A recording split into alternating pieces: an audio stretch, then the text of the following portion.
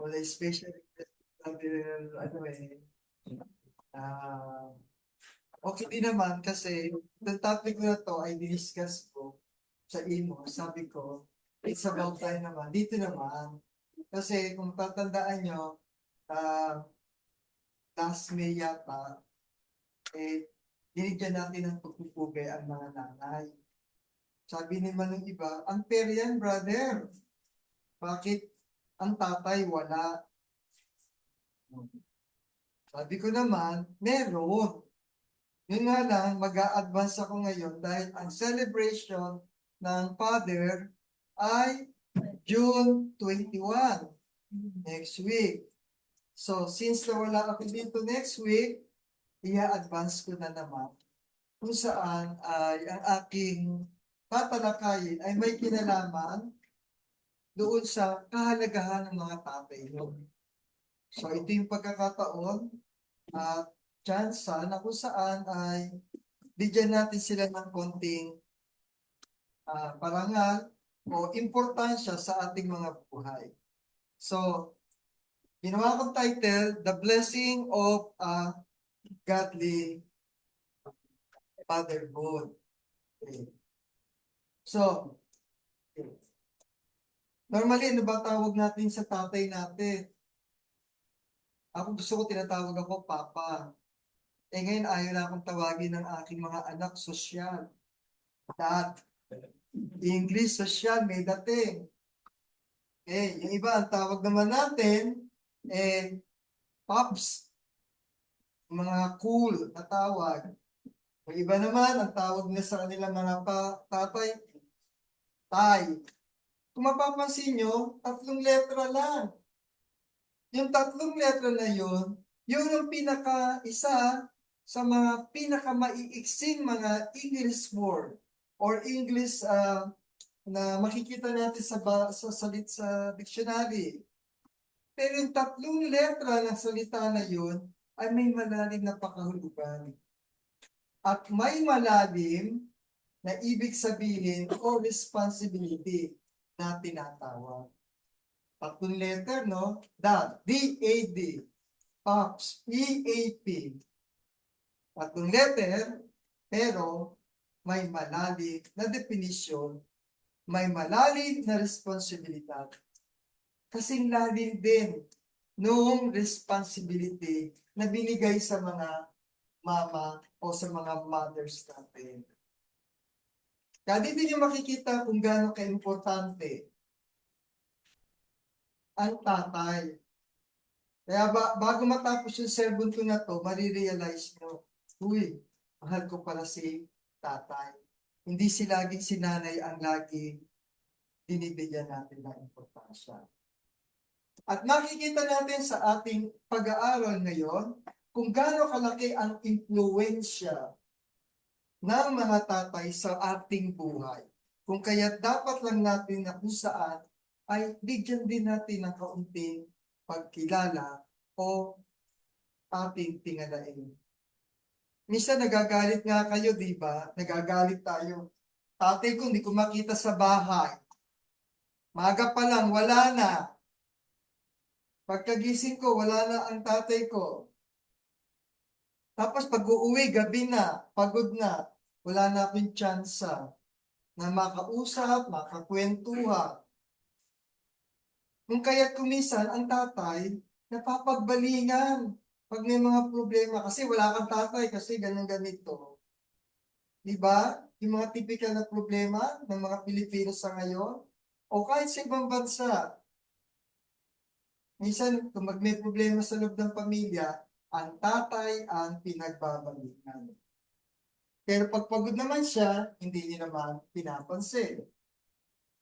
Kung kaya itong aking bahagi ang tinatalakay ko na to ay para doon sa mga tatay at doon sa mga tumatayong tatay. Kahit hindi ka tatay, maaaring ikaw ay kuya o ikaw yung tiyuhi na kung saan ay may mahalagang papel sa bawat pamilya. Sa bawat pamilya o sa inyong mga buhay. Okay, nagagalit tayo. Last, dati natin iniisip, hindi natin nadadatnan, hindi natin nakakasama ang mga tatay ninyo, araw-araw, okay? Umaga pa lang, sa gabi naman, matutulog lang, minsan ay hindi tayo nabibigyan ng pagkakataon na magkasama-sama. Hindi natin maaalis kung kaya't bakit ang puso, ang loob natin ay nakinanay, okay, nakitatay. Kala natin nagpapabaya si tatay. Eh baka hindi nyo alam, ang tatay nyo, ang tatay ninyo, eh baka isa na dun sa mga nakikigulo sa lipunan, sa sanlibutan. Maaaring isa siya diyan sa mga trabahador na yan, pero maaaring ginagawa lang nila ang kanilang responsibilidad para sa pamilya. Pero kung susuriin ninyo, ayun si tatay nasa ilalim. Siya ang may karga. Siya ang may bitbit ng buong pamilya. Siya ang nagdadala. Kung papansinin po ninyo, napakalaki ng responsibilidad ng mga ama. So, mga ama, mga tumatayong ama, pwede ikaw ay kuya, kapatid, tiyuhi, kaibigan, na kung saan ay nakasalalay ang kalagayan ng pamilya. Ang tanong ko bilang kapwa nyo ama, alam po ba ninyo na sa inyo nakasalalay ang huling pananagutan ng isang pamilya? Alam ba ninyo bilang isang mga ama kung ano at kung gaano kahalaga ang inyong papel sa buhay? Malaki ang responsibility ng pamilya sa bawat, ng ama sa bawat pamilya. Katuwang ng asawa ang ama sa pag-aaruga upang magkaroon ng isang matatag na pamilya. Ano ba yung nangyayari kadalasan kapag walang ama? Very common. Yung mga pamilyang walang father, di ba? They used to be or they used to have a broken family. Obserbahan natin yung ating society sa ngayon. Sino yung mga anak na kung saan ay napapariwara? Maybe because in the absence of their father. Hindi kaya ni nanay lahat ang paraan ng pag-aaruga at pagdisiplina at patnubay sa kanyang mga anak. Kung kaya hindi lamang bilang isang tagapagtrabaho ang isang ama. Dapat ang isang ama ay nagbibigay din ng pagmamahal, paggabay, proteksyon at suporta sa kanyang mga anak. Kaya tandaan natin mga ama na ang impluensya natin ay malaki para mahubog natin ang ating mga anak. Base sa pag-aaral sa psikolohiya o sa psikolohiya, fathers have a crucial role in shaping their children's faith. Niniwala po kayo doon. Okay. Nakakalungkot lamang na kung saan kapag ka ang tatay, no, ay hindi niya nadala yung pamilya niya sa mga gawaing pagsamba. Maswerte kayo si Brother Lorly. Bit-bit kayo. Si Sister Edith, kapag mga kapatid dito, kasama mga anak. Lahat tayo, maswerte. Dahil kung kulang ang responsibilidad ng father, andyan ang mother. So sinasabi na kung saan sa pag-aaral sa psychology, 70% ng mga anak ay nananatili sa gawaing tulad nito kapag ka ang nanay at tatay magkasamang sumasamba. 55% lang ng children ay nag-i-stay kapag ka sa kanilang mga faith kapag ka ang father ay wala. At 15% lang ng children ang nananatili kapag ka mothers lang daw ang believers. But in every study, may mga exception pa rin. Depende yun kung paano tayo pinapalaki ng ating nanay at ng ating tatay. Okay. The importance of a father in a child's life ay nahati. Sabi nga dito, kadalasan daw, bahagi ito ng pag-aaral, whether it is reliable or not, pero dumadaan sa mga pag-aaral na 63% ngayon ng mga kabataan ay nagko-commit ng suicide. Kakulangan ng kanilang gabay mula sa kanilang ama. 90% ng mga kabataan daw sa ngayon ay run away o yung mga naglalayas. Yun namang 80% ay dahil sa mga displaced anger. 71% yung mga hindi nakapag-aral. 75% chemical abuse. Okay? 85% may mga behavioral disorder. Yan yung epekto nung kadalasang kawalan ng ama o ng lalaking tumatayong bilang haligi ng isang tahanan. Maaaring ang figure na binibigay dito ng mga census or survey ay hindi naman applicable sa lahat ng pamilya. Pero kung pag-aaralan natin, napakalaki na kung saan ay ang epekto ng isang amang lalo na kung hindi makadiyos. Sa banal na kasulatan ay inuutusan o inutusan ng Diyos ang mga ama na kung saan ay pamunuan ang kanilang mga pamilya. May pag-uutos. Hindi sapat yung ama na kung saan ay nag-asawa, nag-anak, nagtrabaho, swerte kung nagtrabaho. Pero kung ibang pinapabayaan, sarap lang ang ginawa. At nung nagkaroon ng pamilya, nag-anak, pinabayaan na yung responsibilidad. May inutos sa banal na kasulatan na kung saan kung paanong dapat arugain, pamunuan, tustusan, alagaan ng isang ama ang kanilang mga pamilya. Unang Timoteo 5:8.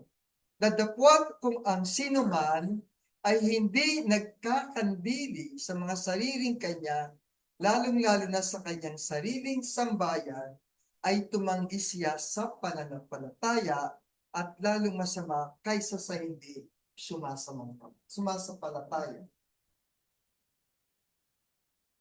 May inutusan. Hindi ganun kadali pala maging isang tatay. Pero may mga tatay pa rin na kung saan ay hindi 100% nagagampanan ang kanilang tungkulin. Kaya napakaswerte natin. Napakaswerte ninyo kapag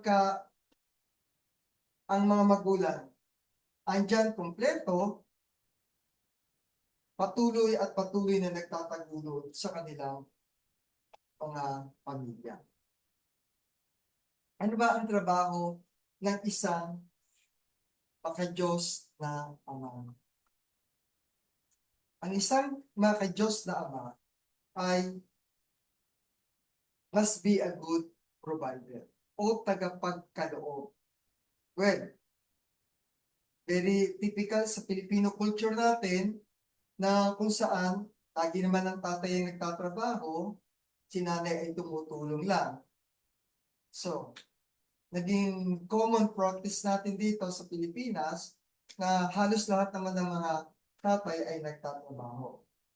Unless, kung may mga kapansanan, ay hindi natin pwede mapwersa.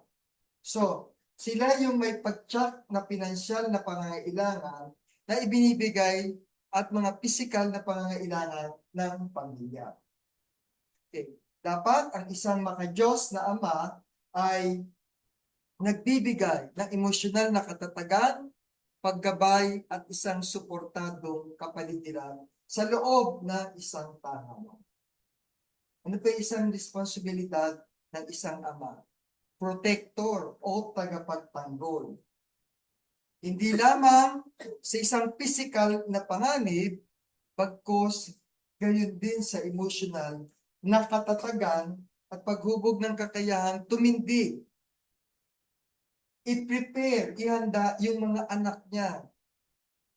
Nabibigyan kayo ng gabay kung paano maging independent sa panahon na kung kayo ay kailangan nyo na magsarili. At isa pang responsibilidad ng isang makadiyos na ama ay yung kanyang presensya. Yung presensya, minsan, hindi natin 100% na naibibigay sa atin ng ating mga ama.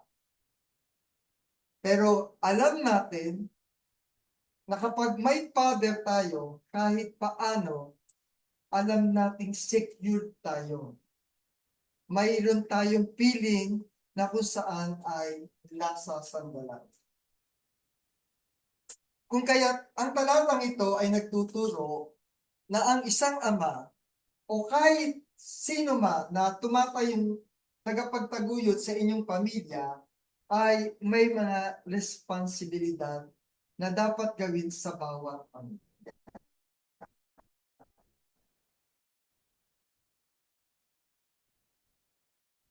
Balikan natin kung ano yung nakasulat dito na earthly father, yung mga unang tao na naging magandang ehemplo bilang mga makadiyos na ama na nabuhay sa mundo ito. Unahin natin si Adan. Si Adan wala siyang sinusunod na pattern o guide. Kasi siya ang unang tao, unang ama. Wala siyang naging huwaran ng panahon na yun. Ngunit ang pagiging pagsunod niya, yung obedience niya, ay maraming na ituro sa mga tao sa ngayon. Naging mas mungurit siya sa Panginoon kahit siya ay nagkasala at wala siyang sinisisi sa kasalanan niya bagkus inato niya yun. At yun ay naging isang halimbawa ng katangian ng ilang mga makadiyos na ama. Sundan natin si Noah. Si Noah ay isang matuwid na tao sa simula't simula. Nanatili siyang kumakapit sa Diyos kahit alam niya na kung saan ay nakapalibot siya sa maraming kasalanan. Naging mapagpakumbaba sa harap ng Panginoon at ginawa niya yung inutos sa kanya ng Panginoon hanggang sa bago ito ay gunawi. Sino pa yung mga makadiyos na mga ama sa banal na kasulatan? Si Abraham, kanina diniscuss ni Brother Fernando, ang ama ng bansang Hudyo, na kung saan ang kanyang malalim na pananampalataya sa Panginoon ang siyang nakalulugod sa Diyos. Si Isaac na anak ni Abraham ay nagpakita rin ng magandang katangian bilang isang makadiyos na ama. Na kung saan ay sinunod niya kahit na ang kanyang anak ay ialay niya sa panahon na yon, basta't sundin niya lamang ang utos ng Panginoon at nasukat ang kanyang katapatan sa Panginoon. Si Jacob, ang ama ng 12 tribo ng Israel, ay masasabi natin may mga kasalanan at kakulangan din noon, ngunit sinuportahan siya ng ating Panginoon dahil sa kanyang malalim na pananampalataya at pagsunod sa ating Panginoon. Si Moises na isang tagapagbigay ng kautusan na binigyan ng mabigat na responsibilidad na maging leader upang sa gayon ay inatanga ng mabigat na responsibilidad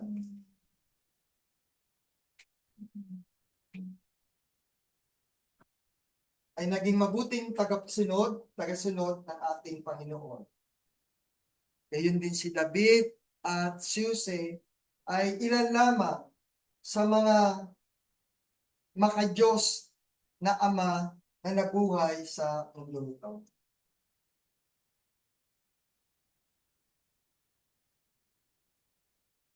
The blessing of fatherhood.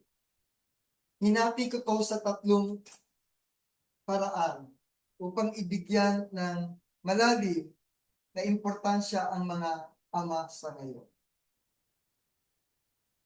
Isa ay ang the blessing of fatherhood o ang pagpapala ng pagiging ama. Ito ay isang kagalakan at katiyakan. Okay. Makikita natin na kung saan ay sa Proverbs 14:26, 27 at 22:6 ay ilang mga chapter and verses na kung saan ay nagpapahayag ng pagpapala ng pagiging isang ama. Okay. Merong mga lalaki na nagiging ama, ngunit hindi tunay na ama in their essence of their fatherhood.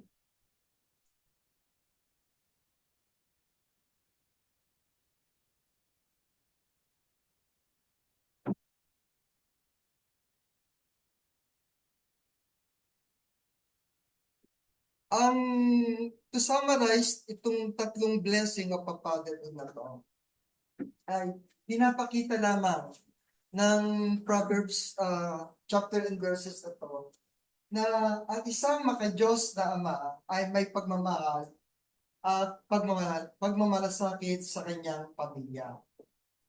At dahil dito, ito ay nagiging dahilan upang magkaroon ng isang masayang pamilya. Kung mapapansin nyo at kung inyong siguro mauobserbahan, okay, isa sa mga pelikula may mga lumalabas. Totoo, yung mga nasa pelikula, kapag ka ang isang ama ay nagpabaya, may bisyo, may mali gawain, ang pamilya ay hindi nagiging matibay, hindi nagiging masaya.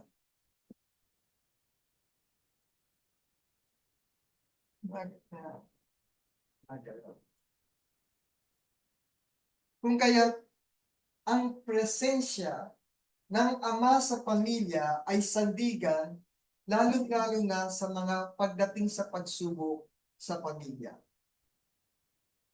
Ikalawang blessing, tinatawag natin, of a fatherhood. The blessing of discipline. O yung tinatawag na ang pagpapala ng pagiging ama sa paraan ng pagdidisiplina. Ikaw ba yung tipo ng ama na marunong dumisiplina?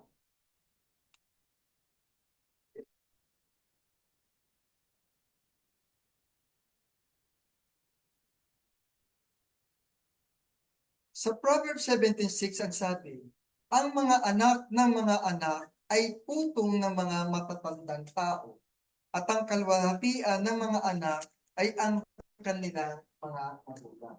Alam niyo doon sa banilang kasulatan, kapag daw maraming anak, it's a crown for the father. Parang ito yung nagpapakita na maganda yung lahi mo nung panahon na yun. Lalo na kapag ka ang anak mo ay lumaking may magandang asal, may magandang ano. Kaya kapag kayong father, pag pinupuri ang father, proud ka, kasi yung mga anak mo ay malaki, maganda ang kinalabasan sa iyong paraan ng pagpapalaki. Dahil si ginawa mo bilang ama, yung tungkulin mo, na disiplinahin mo yung mga anak mo sa tama at mga Diyos na paraan. Yun ang pinakikita ng Proverbs 17:6. Kaya yung mga panahon noon, yung panahon noon na kapag marami silang anak, sa dami ng anak nila at napalaki nila ng maayos, it's a crown para daw o isang award para sa isang ama na makikita ng tao kapag ka ang anak mo ay nasa maayos na kalagayan. Pero unti-unting nagbago yan sa panahon natin. Hanggang sa ngayon, lalo na sa ngayon, maraming mga tatay na kung saan ay sakit ng ulo ang ilan nilang mga anak. Problema ang kanilang mga anak. Bakit? Hindi natin pwedeng sabihin. Pero maaaring iba, dahil kulang ng pananampalataya ang kanilang mga ama. Ginagamit yung sarili nilang lakas. Kaya ang isang maka-Diyos na ama ay karangalan niya ang kanyang mga anak. Subukan niyo isa sa inyo maging tarantado, maging salbahe. Sakit ng ulo ng iyong ama. Kakahiyak, nahiyang-hiya kang pumarap sa tao bilang isang ama. Kaso, kung ikaw ay isang ama na kung saan ay irresponsable, natural, ano ang magiging gabay o susundan ng kayong anak kapag ka ang ama rin ay irresponsable? Dapat ang isang asawa o isang lalaki ay maging tapat at masunurin sa Panginoon. Ang sarap yata yung ipagmamalaki ka ng iyong mga anak. Oh, yan ang tatay ko. Yan ang aking sinusunod na modelo. Hindi yung pinagmamalaki ko yung tatay ko, very cool ang father ko, kaya sabayan yung aking mga kaklase. Hindi yun. Na ipagmamalaki mo siya dahil yung kanyang personality ay kaya niya sumakay sa kabataan. Hindi yun ang tinatanong. Maging proud ang isang tatay kapag ka ikaw ang anak, pinagmalaki mo ang tatay mo. Kasi yung tatay mo, may maka-Diyos na kaparaanan ng pamumuhay, may matatag na pananampalataya, pagkatao, ginagawa ang kanyang responsibility, nagmamalasakit sa pamilya, yun ang mga katangian ng isang tatay na maaari ninyong ipagmalaki. Isang amang maka-Diyos, na sama-sama kayong ginagabay sa inyong bawat isang membro ng pamilya. Isang mabuting tagapagdala ng disiplina sa loob ng inyong tahanan. Marami pa ba kayo nakikitang mga tatay sa panahon natin ngayon na kung saan ay pwede nating ipagmalaki na nagbibigay ng disiplina sa bawat isa sa atin. Efeso 6:4 sinabi, at kayong mga ama, huwag din yung ipamungkay sa galit ang inyong mga anak, kundi palakihin niyo sila sa disiplina at pamumuhay. Huwag kayong magagalit kapag ka may kahigpitan ang inyong mga tatay. Kawikaan 3:11-12.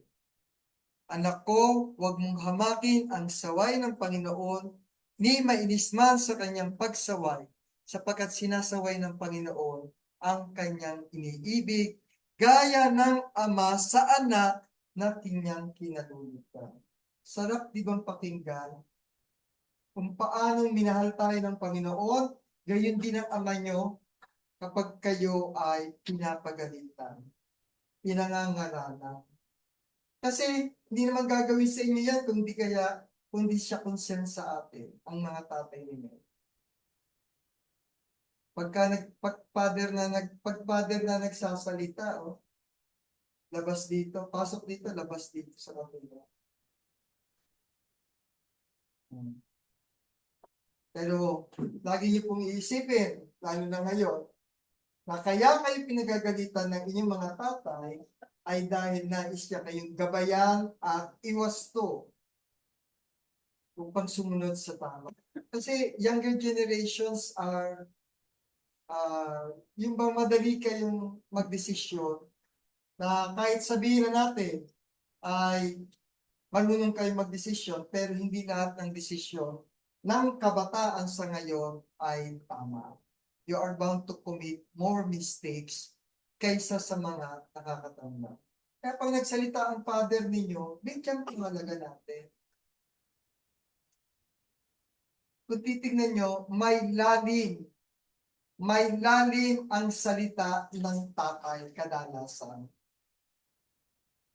Kaya nakita ko, hindi ba sa tatay? Si nanay, minsan, gas-gas na ang lalamunan, hindi natin sinusunod. Pero si tatay, kapag ka tumingin, nagsalita, may takot. Kasi may lalim ang salita ng mga ama. Pero lagi niyo isipin, ang salita ng ama ninyo ay hindi parusa. Ang salita ng mga ama ay upang magtakda ng mga makatwirang hangganan. Binibigyan kayo na, ayan, deadline to, ganito yan, ganito. Isa pang gagawin mo yan. Para makita natin kung ano yung tama at mali. Pero hindi para kayong parusahan. Kaya kung ang ama ay nagdidisiplina sa mahinahon at makatalong na paraan, appreciate niyo yun mga anak. Hindi, yung iba, pag hindi makuha sa isang salita ng tatay, sinasaktan. Mali. Mali. Para sa mga tatay. Subukan natin ang paraan ng mahinahon. Ako, nung kabataan ko, ako'y gano'n. Ito'y nananakit ng bata. Ito'y mga anak ko. Dahil yun ang alam kong paraan ng pagdisiplina. Takutin ko sila. Parusahan ko sila. Pero kapag marirealize na isang ama, iyon pala yung maling kaparaan. Isang mahinahon kaparaan ng pagdisiplina sa mga anak. Bigyan ko lang ang mga ama ng ilang mga chapter and verses na kung saan ay paano dapat disiplinahin ang kanilang mga anak. Proverbs 13:24, Proverbs 19:18, Proverbs 22:15, kung saan ay nagtuturo sa mga makadiyos na ama kung paano ang pagdisiplina sa kanilang mga anak.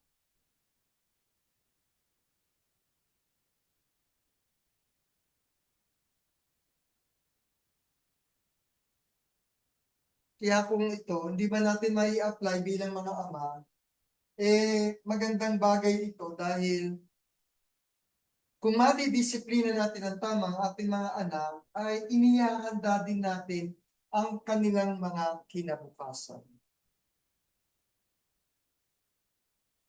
At ang ikatlo ay ang blessing of a fatherhood in a positive instructions. Sa Proverbs 22, malinaw sinasabi po, turuan mo ang bata sa daan na dapat niyang lakaran at paglaki niya'y hindi niya ito lilimutin.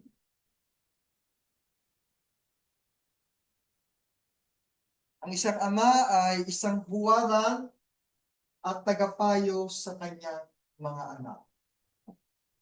Sa pamamagitan ng kanyang mga salita, sa kanyang mga kilos, ay maipapaabot niya ang kanyang nais na paraan ng pagdidisiplina na kung saan ay hindi kailangang gumamit ng mga marahas na salita.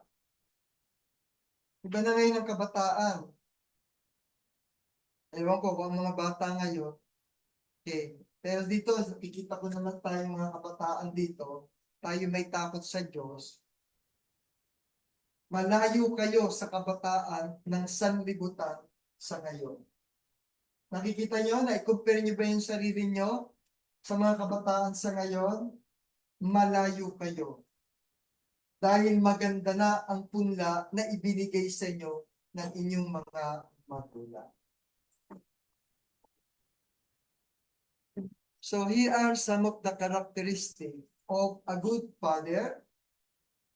Kung may pagkakataon tayo, basahin ninyo ito at makatutulong sa inyo.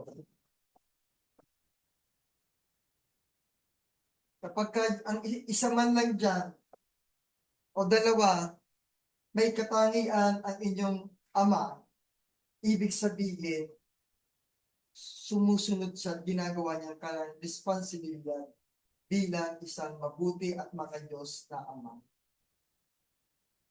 Isa o dalawa dyan, maging masaya kayo sa inyong ama. Ano naman ang gantimpala kapag ang isang makadiyos na ama ay may takot sa Diyos, sumusunod sa kanyang mga responsibilidad, ito naman ang magiging gantimpala natin bilang mga ama. Ang pantas na anak ay nakapagpapasaya sa ama. Ngunit ang mangmang na anak ay pasan ng kanyang ina. Pakalalim po. Ganyan to ba ang mga binigay ninyo sa inyong mga magulang? Kayo ba yung tipo ng anak na ganito? Sa Kawikaan 15:5, hinahamak ng mangmang ang pagtuturo ng kanyang ama, ngunit ang nakikinig sa saway ay matalino. So, paalala lang to sa kabataan. Kaya kapag ang inyong mga magulang, lalo na ang inyong tatay, kapag hindi niyo siya inintindi, hindi kayo mas consider na matalino, sabi sa banal na kasulatan. Kahit sa academic matalino ka, ngunit kung wala kang pagsunod, binabaliwala mo yung turo ng iyong ama, hindi ka mapoconsider na matalino pa rin. Simple, paliwanag. Wala nang dakilang kagalakan sa ganang akin na gaya nito na marinig ng aking mga anak ay nagsisilakan sa katotohanan. Makasarap na pakiramdam ng isang ama o ina kapag makikita niya ang pagsunod ng mga anak. Panghuli, ang ganap na tao ay lumalakad sa kanyang pagtatapat, mapapalad ang kanyang mga anak na susunod sa kanila. Pansinin niyo yung mga batang sumusunod sa magulang. Napapaganda ang buhay. Pero subukan ninyo na kung saan huwag niyong pansinin yung mga utos, payo ng inyong mga magulang, lalo na yung mga tatay niyo. Napapariwara. Sila yung mga nasa kulungan. Sila yung mga hindi nakapag-aral.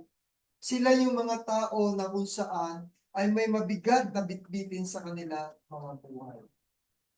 Ngunit ang pagsunod sa magulang ay hindi kabigatan, bagkus magbubunga ng magandang sa hinaharap. Iiwan ko ang isang mensahe na ito, okay, na kung saan ay sana sa araw na ito, bigyan natin ng kaunting parangal. Pasasalamat ang ating mga ama sa kabila ng kanilang pagiging tahimik, ngunit gumaganap ng kanilang mga responsibilidad bilang isang makadiyos na ama. Okay? Ito na yung pagkakataon na kung saan ay ipadama natin, hindi every June 21 lamang. Okay? Hindi every third week o third Sunday of the month. Every now and then, bilang mga anak, pahalagahan ninyo ang inyong mga ama. As we remember our earthly father today, as part of our Father's Day celebration, let us not forget our divine obligation to honor our Heavenly Father at all time. Pag pinahalagaan natin, inalala natin ang ating Diyos Ama, tutulungan niya tayo na mabigyan tayo ng isang mababait, Diyos na mga amate, upang tayo ay magkaroon ng tamang landas at patutunguhan nang sa gayon ay magbunga ang ating pagtakila sa ating Heavenly Father. Sana ay mag-iwan ng kaunting lesson para sa mga anak, sawa, ang kahalagahan ng tatay. Magandang umaga.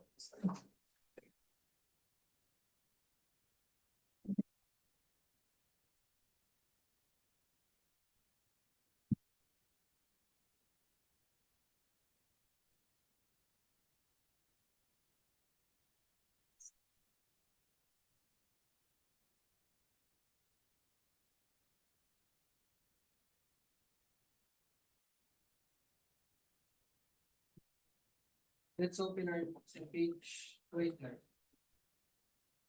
For taking of bread.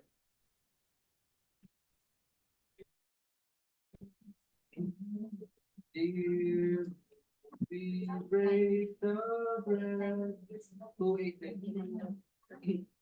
Ready? Say. If we break the bread, the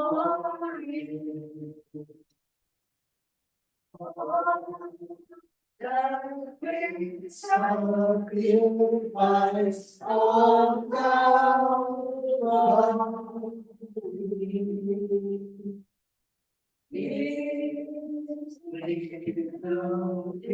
It's Lord's Day.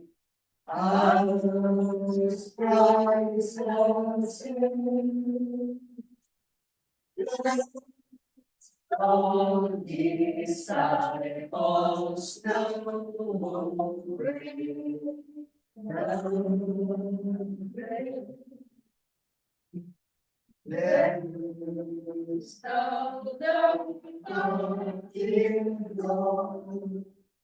to us this day. May we read our Springer His word.